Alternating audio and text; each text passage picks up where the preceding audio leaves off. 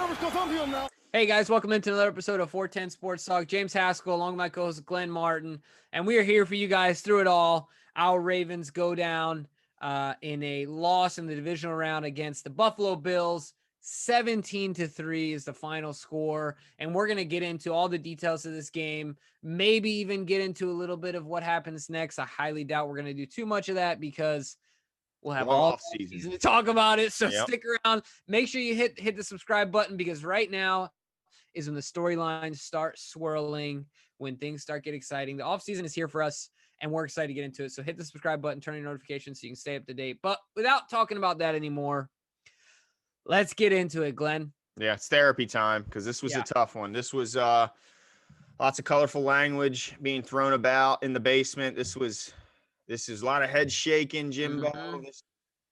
Tough night for the Ravens. Yeah, as you said, they lose 17-3 in a game that was quite frustrating. Lamar Jackson obviously ends the day, not even on the sidelines of the game, but still in the back with a concussion. Not too good, man.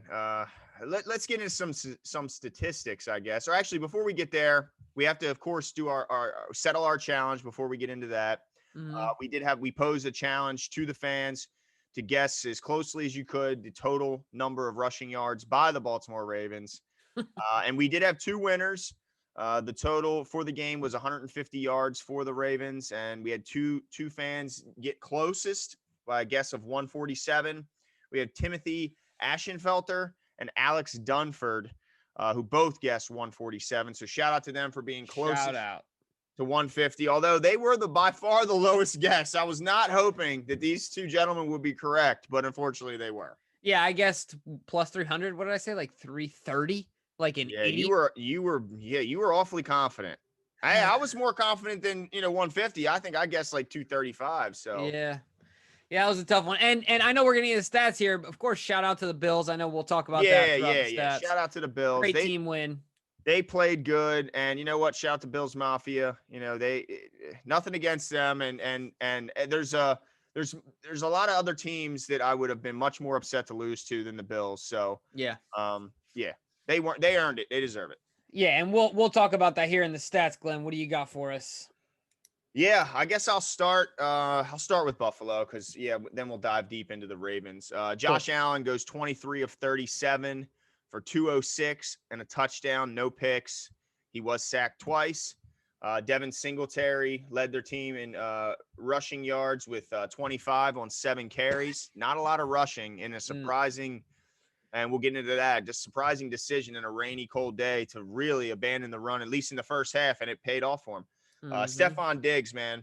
Stephon Diggs. What else can you say about the old Turk? Yeah, I don't know who is harder to press at the line, him or Devontae Adams. I mean, they're so quick. So quick. And it's like, they knew it going into it. They tried a bunch of different guys. Jimmy got a lot, signed him a lot, and man, he's quick, man. He is quick. Jimmy's like probably thinking, man, I'm getting a little older. This young man out here. But he goes 8 catches, 106 yards, touchdown on 11 targets.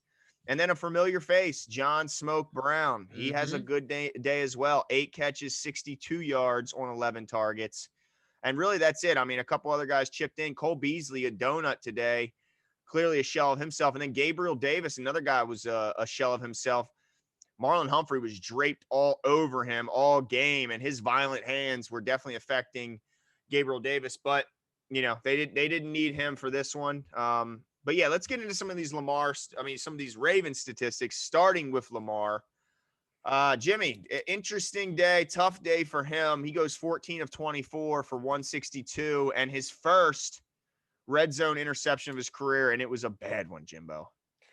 Yeah, one of the things as we're learning who Lamar Jackson is as a quarterback is I would bet that he was one of those kids.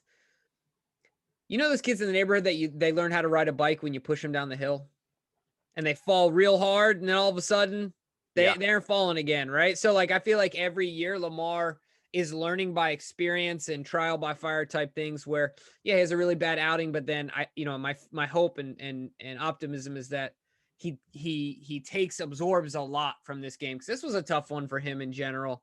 He looked jittery. His body language wasn't always great, which I try not to give him too much crap for, because look, Tom Brady throws his helmet. Tom Brady has his temper tantrums and everything else, and people for some reason perceive it differently from other people when it's not Tom.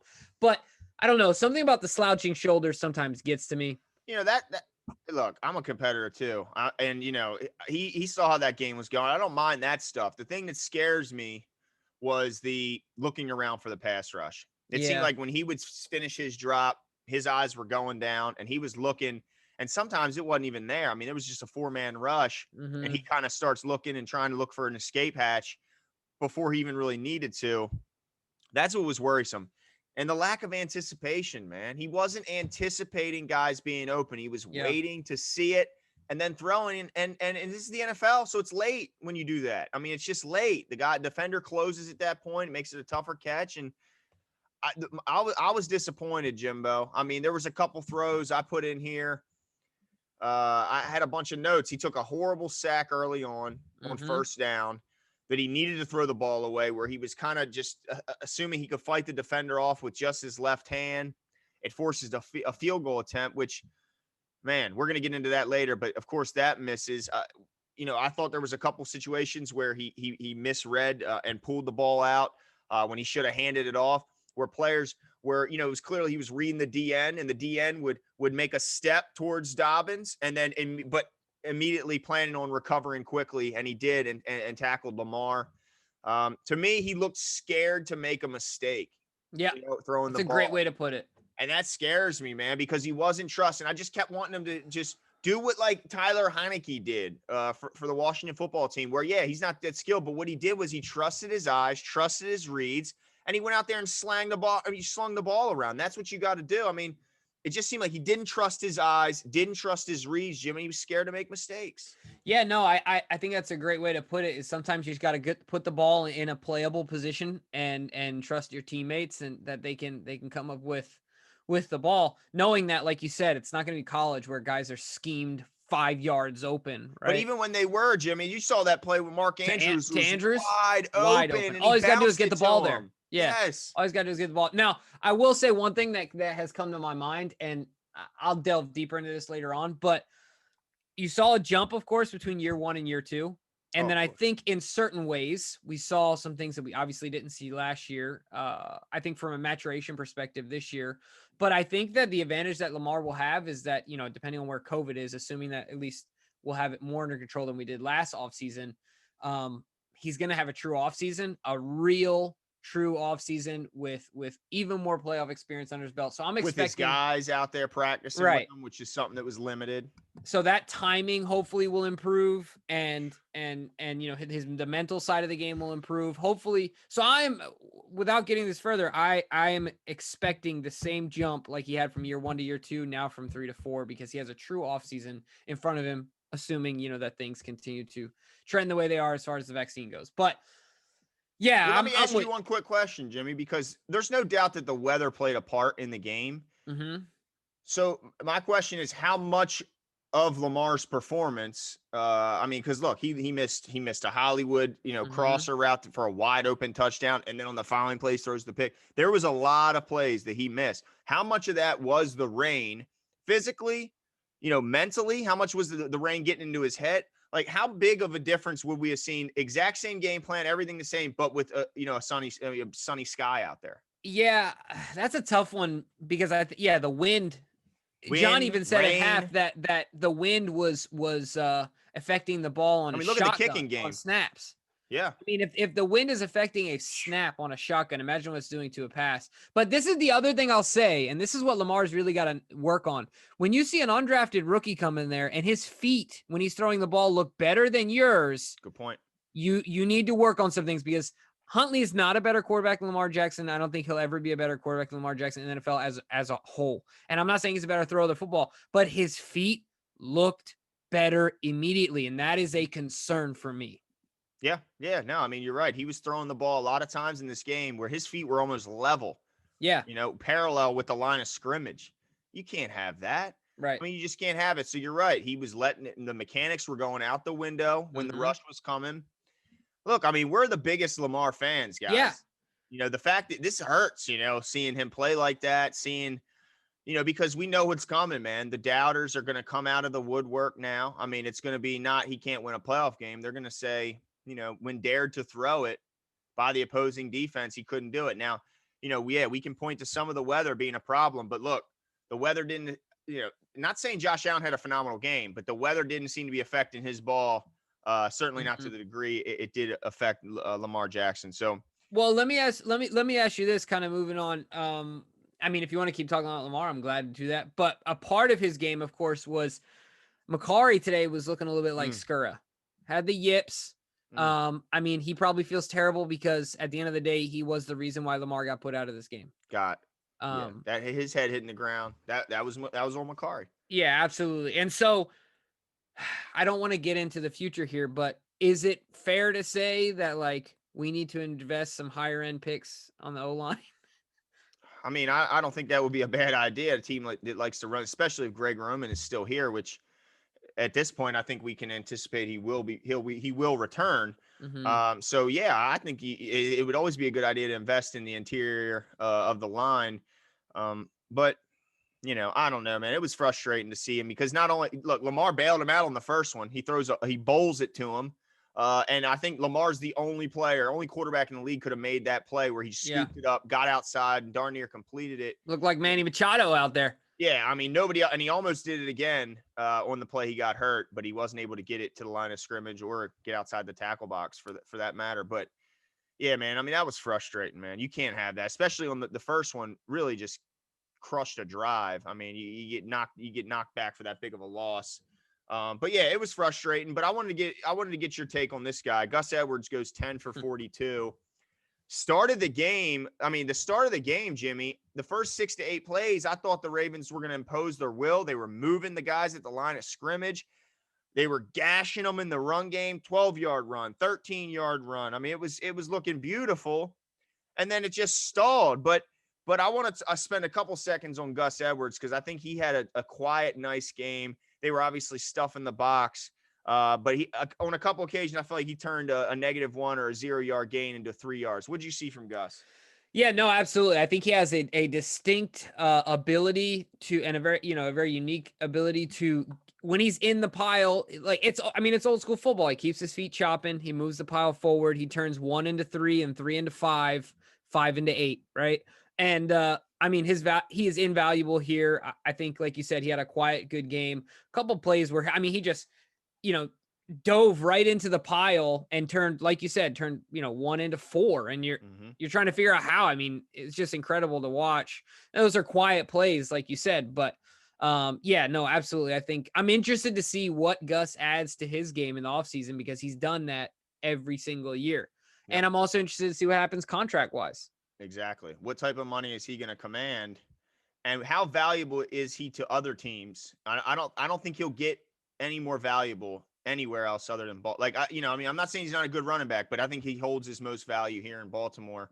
So it'll be interesting to see. But another guy crazy to think about though is we'll get way into this, but if Gus gets a big offer somewhere else and then we end up keeping Ingram for 1 more year, right? Like, you know what I mean? He is under contract, but it's not guaranteed.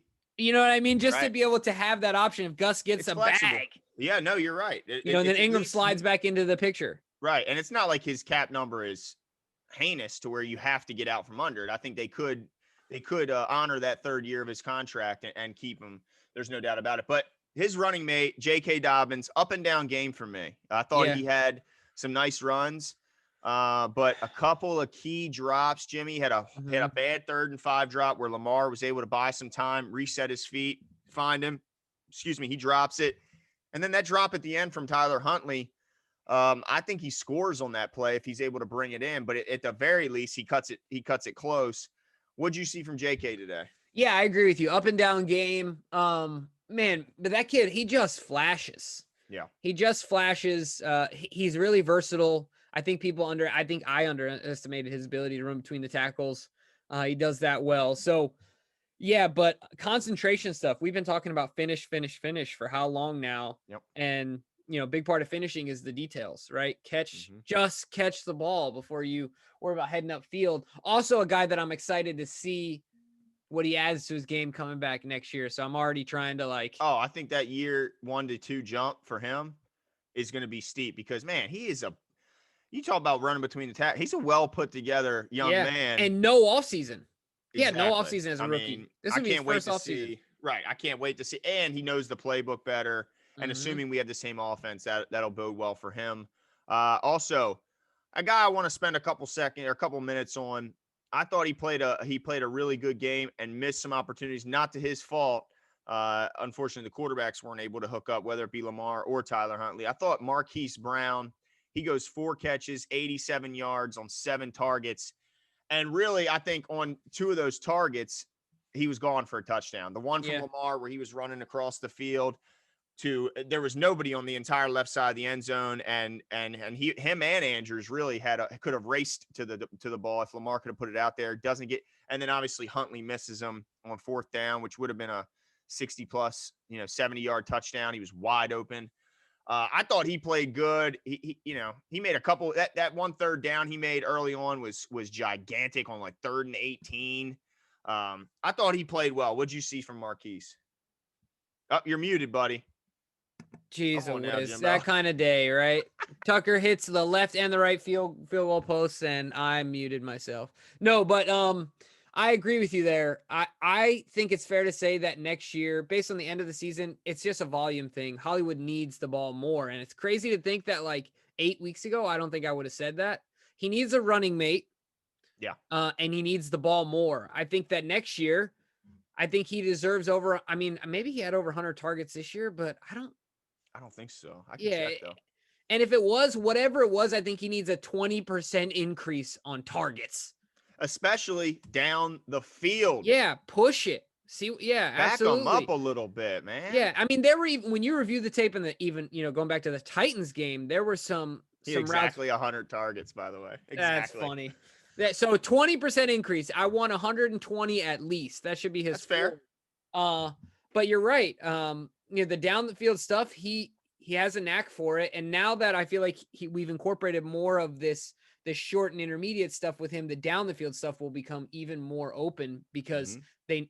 they're not seeing him They as can't give him that okay, huge cushion. right. Exactly. So yeah, I'm with you 100%. He's got that double move. He had that guy Mm. twisted up in a top. Gone. I mean, that's a walk-in touchdown Yeah. if Huntley can put it on him. Oh, Huntley. Well, look, hey, and you might as well spend a couple seconds on him. Like Yeah. since we brought him up, was he perfect? No, but I tell you what, the guy gutted it out. I think about this guy was on the practice squad. He wasn't getting any reps, any meaningful reps in practice until McSorley went down. I thought the guy looked pretty darn good. He trusted. He was going back there. He was throwing the ball. He didn't look scared. He didn't look like the moment was so overwhelmed. He tried. Did he come up short? He missed some throws, absolutely. But I thought he looked like he is now put a stranglehold going in this offseason on the backup position, and I would be stunned if RG3 is back. And honestly, I'd be surprised if McSorley makes the opening day roster and isn't tried to pass through waivers and put on the practice squad. Yeah, I just had a spat with a guy that I work with, a friendly spat, but he's a Penn State guy, so he loves Trace McSorley. Mm-hmm. And I said, look, there's no way Trace is better positioned for this backup position next year than Tyler Huntley. And obviously, I went to the University of Utah, so I'm a little biased, just like he is towards Trace. I am towards Tyler, but you're right. He looked the part, right? Like Look poised, man, for who he is. Come on. Yeah, absolutely. I mean, to come in once again, no real offseason, undrafted rookie, and wasn't getting any meaningful reps off the practice squad. He's our 4th-string quarterback. I'll say this: I think in a regular offseason, he could have had a chance to become our backup this year at the beginning of the season. So yeah, I'm looking forward. I mean, obviously, we want to see him on the sideline. Couple big runs too, man. Yeah, he's very similar in his play style, which would be obviously beneficial as a backup. Yeah, and I'll tell you what, Tyler Huntley, if you guys never saw him play at Utah, he was not that fast at the university. He has really increased his speed and overall, I don't know if it's pliability or, his elusivity. There you go. There you go. So shout out to him, man. Yeah, I agree. He made himself some money in the long run, most definitely. Hey, another guy on offense I want to talk about for a few seconds. Not big when you look at the stats, it doesn't Mhm. jump out at you. But Willie Snead, Yeah. quietly on 5 targets, turns into 5 catches, just 25 yards. But it felt like when we just couldn't get anything going, he made a couple tough catches, and was able to just battle for a couple extra yards and really just playing that tough guy role. Well, let me ask you this because this has to do with Willie Snead. One of the things that we all know that Brady is the king of the dink and dunk, right? Mm-hmm. I mean, Mm-hmm. he's the king of it, right? Mm-hmm. And I feel like sometimes Lamar, when he has to dink and dunk, he feels like he's giving up on a play. Do you know what I'm Okay. saying? Like, I Yeah. feel like he has a little bit of that He in him. doesn't Like, like checking the ball down. He right. Like likes being his own check down. yeah, he wants more out of that play, right? And every time Yeah. he takes off, he's trying to get to the house. And I Right. respect that. But how moving forward, how much do we need to see more? Yeah, Snead goes for 5 and 29, but I feel like those type of plays need to be a regular, essential, like everyday part of our offense, right? Like get Yep. some rhythm, get some easy Get the ball passes, out get quick. Lamar Yep. feeling it. Do you know what I Yep. mean? And then you open up other stuff. So my question to you is this: Absolutely. do you think it's a scheme thing that is the reason why those type of plays aren't available or aren't happening, or do you think it's Lamar saying, "I don't want this, I want it all"? Right? Do you know what I mean? No, I see what you mean. I think there's definitely a thing where he just doesn't like dumping the ball down.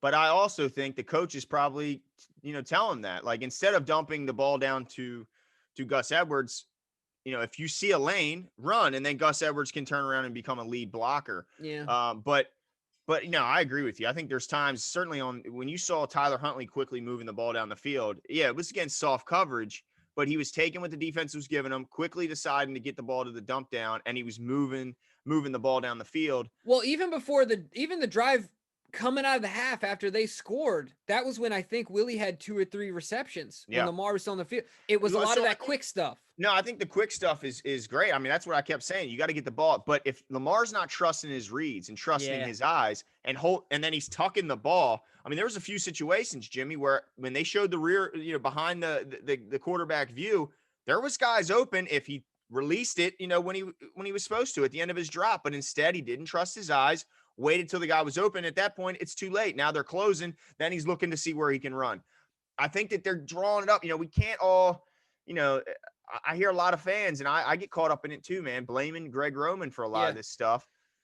But I mean, man, when it sucks because we're such Lamar fans, but he just did not play well today, and I don't think I can put this on Greg Roman. Now, Yeah. I'll say this, and I said it during the game.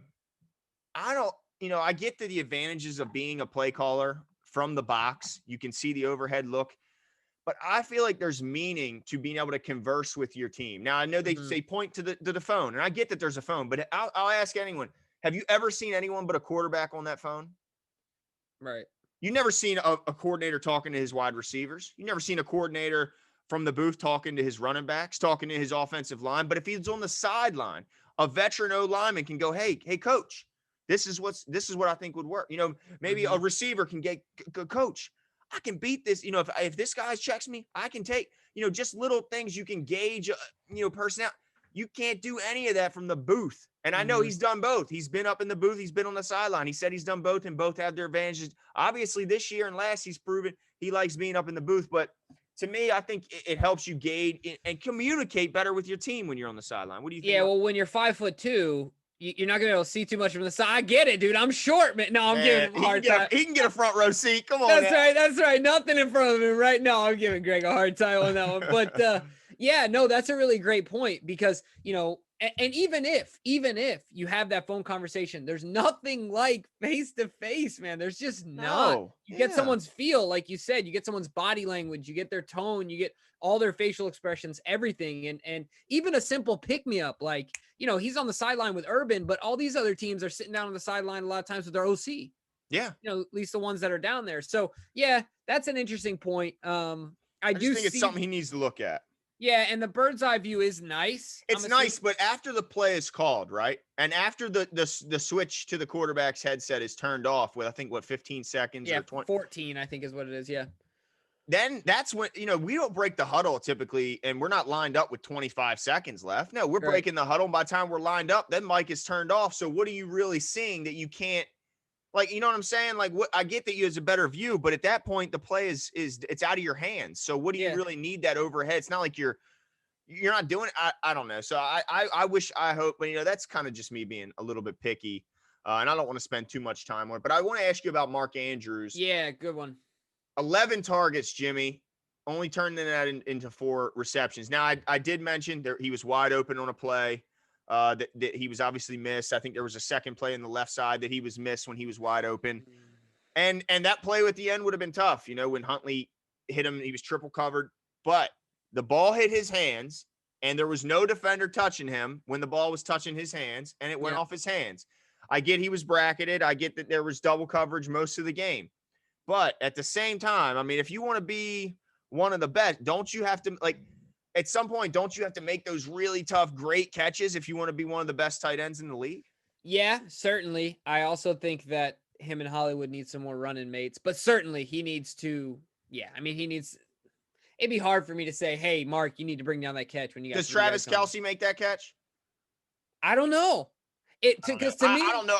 I don't know if I remember seeing Travis Kelce drop a ball. You're right. But to me, I don't know how many. Now it's different between the route running and the speed and stuff like that, but I don't know how many balls that are in the just the catch radius of Travis Kelce that he catches that Mark can't. So I understand. Oh, he can. He just didn't. Right. So I guess I could say that Travis catches that he wouldn't if it's in the same. I'm not saying Travis isn't a better, but for other reasons. But I think their catch radius and their ability to catch it is quite similar. But yeah, I mean, look, we argued that he was. We pointed to his touchdowns, more touchdowns than Kelce and Kittle. Yeah. We argued in favor of him. All I'm saying is if you want to say you're the best tight end in the game or top 3, I get that was a hard catch, but that's what you're supposed to do. You make the hard catches. But for me, at the end of the day, I agree with you there. But look at the other options that KC has in those scenarios. Oh yeah, they're phenomenal. And everyone in the world, I knew exactly where the ball was going before the ball was snapped. Yeah, I knew it was going to 89 or Huntley was going to try and scramble on a broken play. That was it. He wasn't looking anywhere else. There's no Ty Hill. There's no Sammy Watkins. There's no. No, you're not wrong. No McCall Hardman. You're not wrong. Right. But at the same time, like I said, the ball was touching both his hands. No defender was touching him, and it went off his fingertips. Now, it would have sucked to fall down with that ball, but it sucked to fall down without the ball. It still hurt. It's still 3 guys falling on you, whether you have the ball or not. Right. And this is one thing I'll say I kind of alluded to off there a while ago, is that it will be interesting to see if they spend some money at the tight end position in the free agency market instead of the wide receiver. They dabble their toe there, dip their toe in the water there instead of the wide receiver market. But we'll get into that later. But Mark needs some help. Well, no doubt. And we're going to get into, you're right. In this offseason, lots and lots of potential wide receivers hitting the free agent market that could really look good and help in purple. Some big possession guys, which I think is what we're missing. But switching over, unless you have something else on the offense, no. I want to talk a little bit. So before you do, though, I want to give you the floor here because you talked about this off air. So talk to me about how you felt about the defense at the end of this game. Man, they played their butts off, man. I mean, they gave us every opportunity. Mm-hmm. We talked, I mean, the offense was at times dreadful, embarrassing at times in this game. I hate to say it, but that's just what it was. The special teams, obviously the weather came a big factor. The special teams was god awful. I mean, the weather, yes, I understand that, but the results were 2 field goals bouncing off of uprights, a boofed punt by what we consider to be the best punter in the game, and a penalty by your all-pro long snapper. So it was really bad all across the board from the Wolfpack today. But again, I understand the weather played a big part in that. But regardless, bad day for the Wolfpack. The defense was really the only unit that lived up to what it should be. I mean, they played phenomenal. I mean, to somehow make it to halftime 3-3, Jimbo, was a flat out miracle. I thought we were going to win the game. I mean, we can't play this badly and then go in tied and not win the game. Right. I thought we did everything. This is what I said at halftime. We did everything that we could possibly do wrong in the first half. On offense and special teams, yeah. Right. Exactly. So there's no way we can duplicate that putrid of a performance. Like, so if the defense can just do something similar. If the offense just played decent, right? Yeah. If the special teams just does their job, doesn't do anything extra, just does their job. Right. I mean, forget about it. This is a totally different game. But yeah, no, the defense played, I thought, phenomenal. I mean, the corners were battling out there. Yep. Look, Jimmy Smith, did he look a little slow of foot a couple times against Diggs? Of course he did, but that's Stephon Diggs, and that Yep. guy's pretty darn good. And you know what? I'll say this. Job number one to me in his scenarios, at least keep the guy in front of you. Right. Like on that short stuff, keep him in front of you. Don't give him too much easy stuff. So Jimmy, to me, does job number one. Stay between him and the end zone. Like, you know what Yeah. I mean? Like, that's as silly as that sounds and as easy as it should be on a guy like Diggs. That's not the easiest thing in the world. No, not at all. And the fact that somehow at the end of this game, the Ravens had 2 more downs than the Bills. They held the Bills to just 17 first downs. Despite that horrible performance, they held them to 4 for 13 on third down. Phenomenal. Their second leading receiver had no receptions. Yeah, Cole Beasley was a donut of this game. He was a complete vanishing act. Now, look, I know he came into the game with a lot of injuries, and that's fine. They held him to 32 yards rushing. Now, unprecedented in the sense that they start the game. Last I was measuring, it was 17-1 pass to rush ratio. It was insane. And it could have gotten worse from there. Obviously, second half, they came out with a completely new game plan. They certainly incorporated the run and some read options into the second half, which I thought that was a great adjustment by the Bills. But, I mean, shout out to the Ravens defense. Look, would I have liked to see some more pass rush? Sure. I would like to see him get home a couple times. Bowser, I thought, missed a couple of opportunities to take Josh Allen down. There was a play at the end where I think it was Matabuke and was it Judon that collided as Allen got outside the pocket. They knock each other down. Frustrating, but they played their butts off.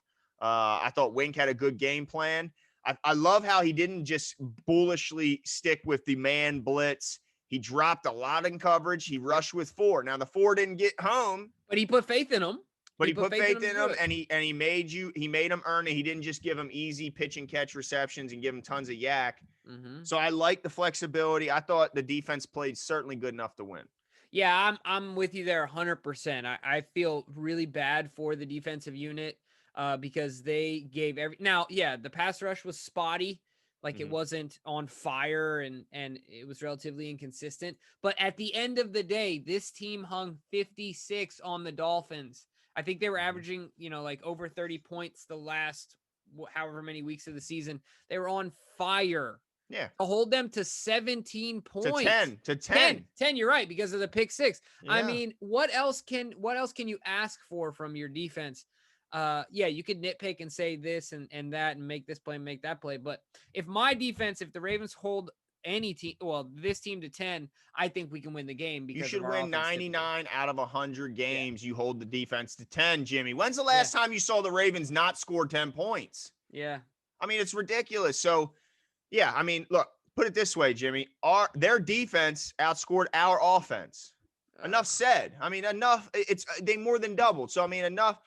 The defense was definitely good enough to play or to win. There's just no doubt about it. I mean, they played phenomenal. But one guy in particular he was on a wanted poster. He was missing. He was on the milk carton. What happened to Yannick Ngakoue, the guy we traded for games like this, games where we needed to have a 4-man pass rush? He didn't record a statistic, Jimbo. Yeah, no, it's tough to justify giving up a 3rd rounder for that.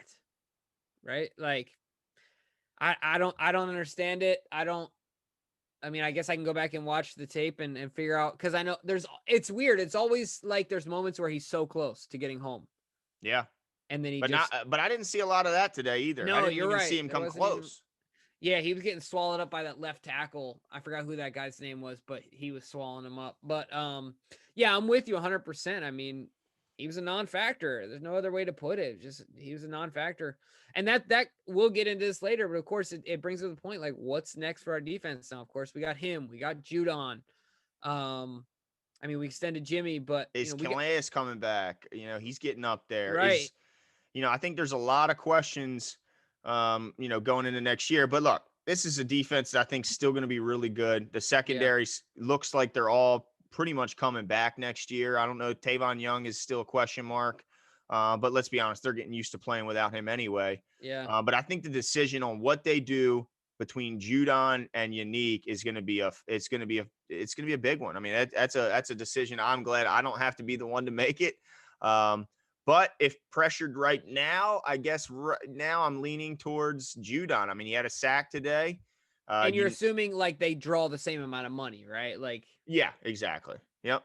yeah. Because either way, I think you're going to receive a comp pick. If the other goes and signs a big deal, you're expecting at least a fourth round comp pick for the other. So they're going to recoup some of the draft stock that they gave up to bring Yeah. him in. But nonetheless, disappointing to see Unique in his last, in this playoff game come up with 0 statistics. I mean, it's kind of disappointing. And one other area I want to talk to you about, Jimbo, and get your take on. Another day, another tough penalty outing for the Baltimore Ravens. 8 penalties, 59 yards. And again, some big situational penalties that extend drives for them and kill drives for us. What would you think? Yeah, I tell you what, it's crazy if the crowd noise, I think, had an impact on it. Them boys were rowdy. Still got bleacher seating there, Jimbo, and they were slapping them bleachers. Yeah, I mean, I saw guys kicking them as hard as they could. The one guy was slapping it, and you can see his hand start hurting, so he started kicking it. Yes. So, I mean, shout out to them for making the noise that they did. Shirtless out there, them boys. A couple of them. Impressive. But, yeah, I mean, it's uncharacteristic of a John Harbaugh team, I think. And so it's interesting to see how things all year. Yeah, and so it's interesting to see how teams or how things shape up and what is so that's the question. What does John do different in his coaching from day one to adjust to that in order to avoid it from being the new norm? You know what I mean? Because he's got to keep growing as a coach. He's got to keep adding on to his because if he's doing the same thing every year, he's going to get the same results every year. So he's got to keep improving and adding to his game too. So that'll be interesting. I think that you have to find a way to help this passing game, Jimmy. I mean, I don't know if Greg Roman, I want Greg Roman back, but do I think he can be the guy who can get this passing offense to where it needs to be? I don't know. He's a great mind in the run game. There's no doubt about it. Some consider him the best offensive run game coordinator, if you will, in the NFL. I mean, he's just incredible at gaining an offensive edge from a numbers standpoint. The movement he uses, the deception he creates on the offense is second to none from a run game standpoint. But I don't know if he's the guy to develop the passing game. They may need to bring in another coach because it looks like David Culley is at least going to get some opportunities to interview for some jobs. And right now, I think he's a wide receiver coach, but I think he also heavily involves himself in the passing game. But look, we need help, man, because you can't have a team flat out dare you to throw the ball and you can't even, I mean, you just don't even challenge them. I mean, something has to change. Yeah, tough day for Lamar because earlier today, it broke that, of course, they're looking at working out an extension with him in the spring, maybe the summer, but most likely the spring. And then he has a game like this where it doesn't look like a complete quarterback. So and what are your thoughts on that report? Does this performance change that report for you? Nah, I mean, it's hard because you're right. He covers up so many ailments inside our offense, but then he exposes so many others. It's like a boat with all these holes. You know what I mean? It makes you wonder, is it like, because look at the leap Josh Allen made. He was not a top 10 quarterback last year. You look at his statistics, he didn't look like it. Yeah. But to this year, he's an MVP candidate. And you look at really what else changed. I mean, I'm sure he made a lot of leaps in the offseason in his own game. But I mean, the biggest change is that they got Stephon Diggs, right? Yeah. I mean, what kind of a difference would a Stephon Diggs make for this passing game and for Lamar? Yeah, but I also think too, it needs to come down to Lamar wanting to take what the defense gives him, not just with his feet. While he needs weapons, I think he needs to do the easy stuff. Yeah. Like, don't make it harder than it has to be. Just take what the defense gives you, do the easy stuff. Maybe that'll come with maturity. But absolutely, you're right. I mean, weapons are everything. And it'll be interesting to see if the Ravens finally, quote unquote, like overpay for a receiver in the offseason. There's not many years I can remember with this group, this number of quality receivers hitting the free agent market in their prime. Yeah. I mean, it's a lot, and we've seen the Ravens swoop in. But my question, does Marquise Brown's day look very similar or identical to Stephon Diggs if he's not missed on a few of these. Like, in other words, does Yeah, Marquise look like right. a number one today? If Huntley hits him, if Lamar hits him in the corner of the end zone, maybe he looks like he's got a 6 for 150 and touchdown type day, because that would have been a 65-yarder at least from Huntley. I don't know. It's just like chicken or the egg thing, man. Until Right. you get to see the coach's tape, you don't really know, what happened. But I don't know. Some part of me wonders, is it, would Marquise look like a number one if he was, hit a little bit more consistently when he is open? And I Right. Would guess, he look more like Ty Hill if he had Patrick Mahomes throwing him the ball? or if he had Andy Reid's, mindset in the, or mind in the passing game. I mean, it's just you just never know. This is all hypothetical, but That's tricky, man. tell you what, he's gonna have to get to work, man. And the one thing we know about Lamar, here's the good thing, guys. For one, it was only a concussion. I mean, you don't want to see anybody, but at least I was worried it was like a knee or something like that. Then he has to go through surgery and rehab, and he's not really able to build his game and all that stuff. But here's the thing we know about Lamar. He's going to work his absolute butt off this offseason. He's not going to be happy with the results of this season. He's not going to be happy with the way that they, played him defensively, and that he wasn't able to make them pay for it. That is not something I'm sure he's going to be happy when he watches the tape. It's going to be, something that motivates him all off season to work his butt off and get better, and make sure that when put in this position again, even if it is inclement weather, even if it is, put whatever excuses you want behind it, he's able to perform at a level to where we can still win the game. Yeah, absolutely. I think I'll agree with you there, and I think it's human nature when you come off an MVP season.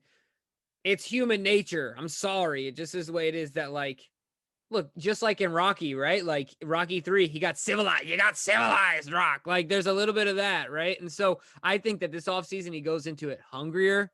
He goes into it more focused, more determined. He's going to be watching somebody else lift up the Lombardi Trophy. No, I mean, he did the same thing last year, but he's not going to have the number one ranking in NFL this year. He didn't make the Pro Bowl. He didn't. None of it. It's back to, look, that's back all to it the is, underdog. Glenn. That's right. It's Rocky 3. He's flying out to LA.